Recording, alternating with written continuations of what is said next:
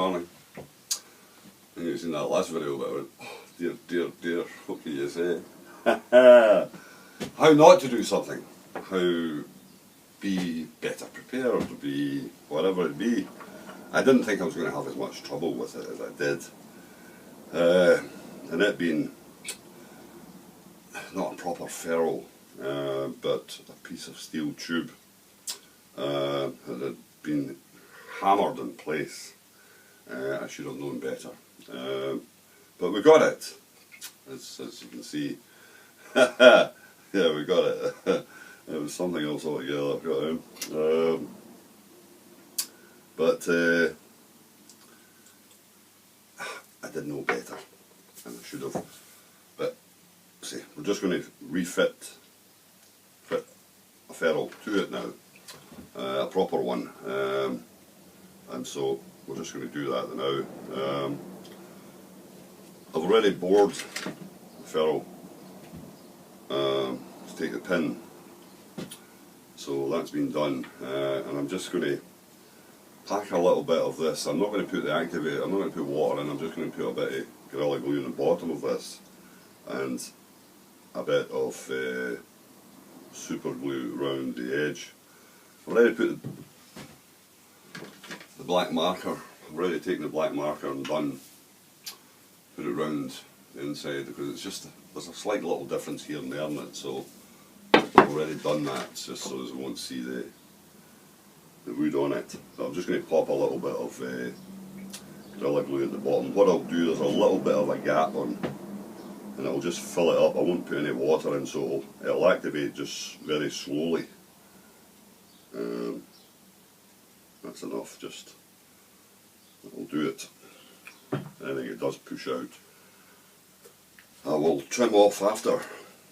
Yeah, it's not so good this morning, but yesterday morning it was warm. Well, either one thing or another nowadays. It's either winter or summer. So just a little bit of super glue around that edge there.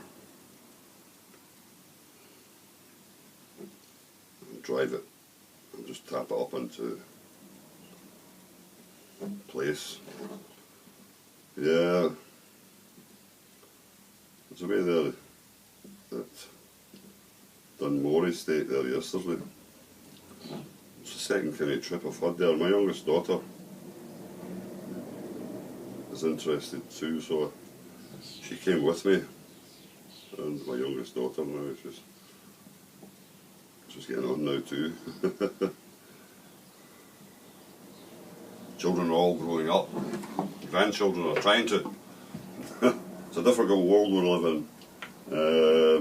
A difficult world nowadays for them. I don't know whether I would like to go back and try it all again. There's an awful lot of distractions in life nowadays. It's not as straightforward as a road as it used to be. When I was a young lad, it was a case of there wasn't that much around, but nowadays there's a lot to. I'll just put it on and then just gently get it square.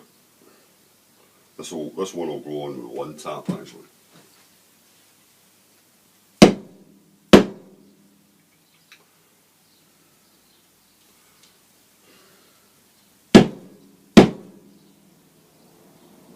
Yeah, that's what I'll do. Just get a pin on it now. Right, there's these long nosed pliers. Somewhere. Oh, there. I had them out. I was a bit organised there. Yeah, it's a difficult business for young people now.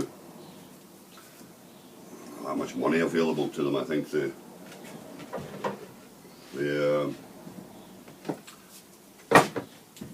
can get sidetracked quite easily.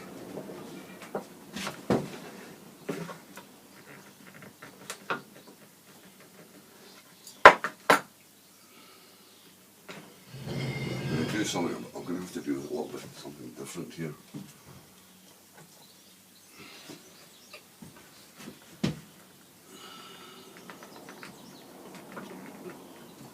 A hole full of pin. Try and pop it in.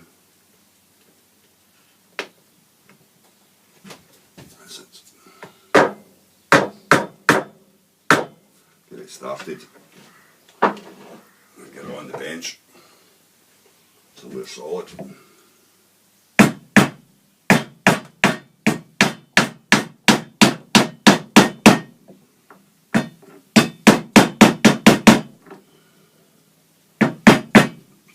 Yep.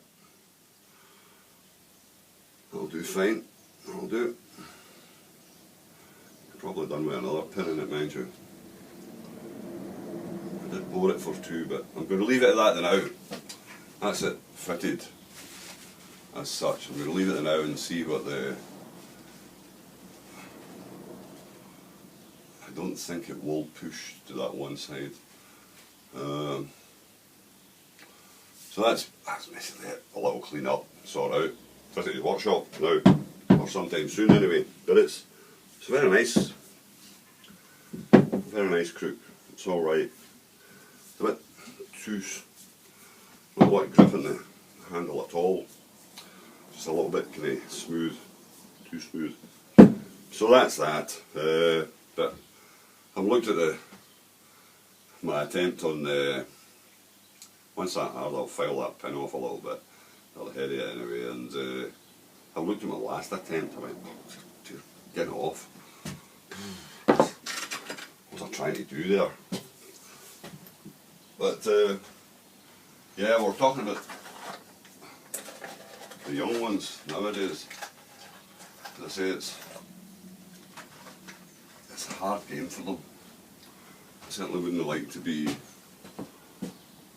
growing up now, trying to make a way.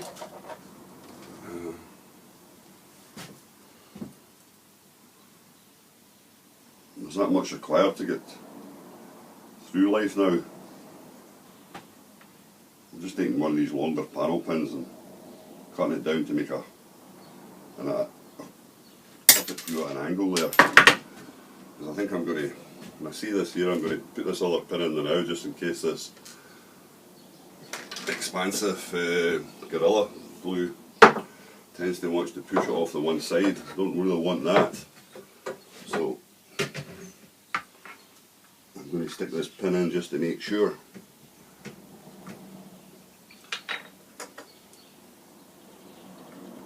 Because once that stuff starts to push, it can be quite something.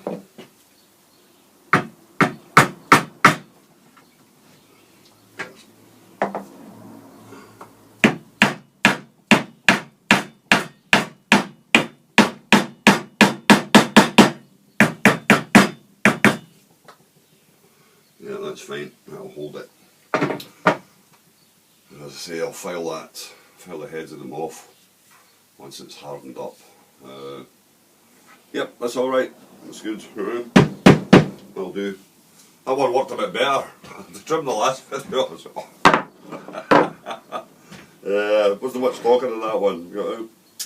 Yeah, I was waiting at Dunmore yesterday for the youngest daughter, and we had a nice day.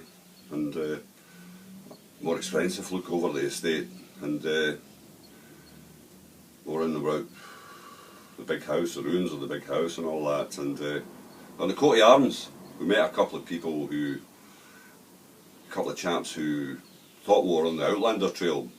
I didn't realise that the Outlander Trail was, that one was actually, there was any filming done there, but the chap explained to me that seemingly when Gail was it Gail? No, it was the Gail, was it? Claire, sorry. Gail, where I got the Gail from, I don't know. Claire was at the start of Outlander, the first episode seemingly. She was in France, she was a nurse, and the first scene with her, I think in it, or whatever it be, was filmed outside the entrance to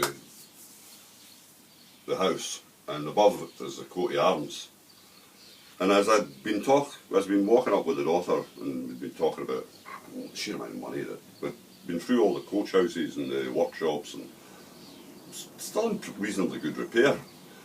Well, I say reasonably good repair. It's extremely well built to start with, but the money's not there to thing. Historic Scotland, National Trust own that many of these properties that they'll not all be saved or something. But cut a long story short, we'd been walking up through to where the house was, and she'd been asking, but I said, oh, but this has been there's the old saying that the sun never set on the British Empire back then. They owned that much of the world that money was no object, and when you look at these places you can see why.